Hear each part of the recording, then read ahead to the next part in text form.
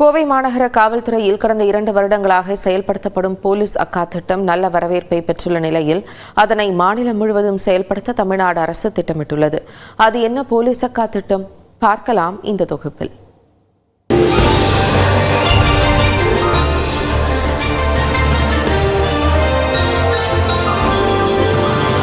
கோவை மாநகர காவல் ஆணையராக பாலகிருஷ்ணன் பொறுப்பேற்ற பின்பு காவல்துறையில் பல திட்டங்கள் செயல்படுத்தப்பட்டு வருகின்றன. அதில் ஒன்றுதான் போலீஸ் அக்கா திட்டம். கடந்த 2022ஆம் ஆண்டு அக்டோபர் மாதம் தொடங்கப்பட்ட இந்த திட்டத்தின் கீழ் ஒவ்வொரு காவல் நிலையத்திற்கும் பெண் காவலர் ஒருவர் தேர்வு செய்யப்பட்டு அப்பகுதியில் உள்ள கல்வி நிறுவனங்களுடன் தொடர்பில் இருப்பார்.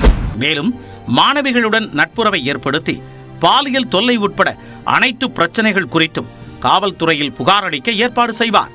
ஒவ்வொரு கல்லூரி வளாகத்திலும் போலீஸ் அக்காவை தொடர்பு கொள்வதற்கு வசதியாக QR கோடுடன் நோட்டீஸ் ஒட்டப்பட்டிருக்கும். அவங்களுடைய ஃபேமிலிலேயோ இல்லை ஃப்ரெண்ட்ஸோ என்ன நினைப்பாங்க அப்படிங்கிற ஒரு டவுட்டு, அதே போல் தேவையில்லாமல் பப்ளிசிட்டி அவங்களுடைய பேர் கெட்டு போகும் அப்படிங்கிற மாதிரிலாம் ஒரு சில பயத்தினால நிறைய பிரச்சனைகளை வெளியே சொல்கிறதில்ல.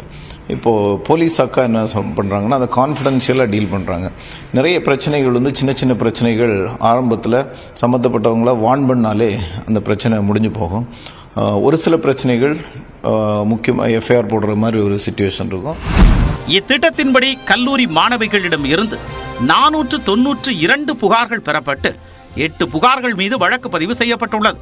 போலீஸ் அக்கா திட்டத்திற்கு கல்லூரி மாணவிகள் மற்றும் பொதுமக்கள் மத்தியில் பெரும் வரவேற்பு உள்ள நிலையில் பலரும் தைரியமாக புகார்களை தெரிவிக்கின்றனர்.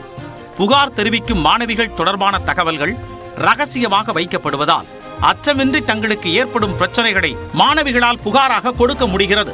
வீடுகளிலும் ஆசிரியர்களிடமும் கூட சொல்ல முடியாத பிரச்சனைகளை மாணவிகள் அக்காவாக நினைத்து தங்களிடம் சொல்வதாக போலீஸ் அக்காக்கள் தெரிவிக்கின்றனர். சைபர் ரிலேட்டட் சம்பந்தமாக உள்ள லிங்க்ஸு மற்றும் இதர பிரச்சனைகள் எதுவாக இருந்தாலும் ஒரு ஃபேமிலி குரலோ இல்லை வீட்டில் படிக்க முடியாத சூழ்நிலை காரணமாக வறுமை கோட்டின் கீழே காரணமாக கூட அவங்க ட்ராப் அவுட் சில்ட்ரனாக இருப்பாங்க. அந்தமாரி இல்லை வேறு ஏதாவது ப்ராப்ளம்ஸ் இருந்தால் கூட எங்கிட்ட ஷேர் பண்ணுவாங்க.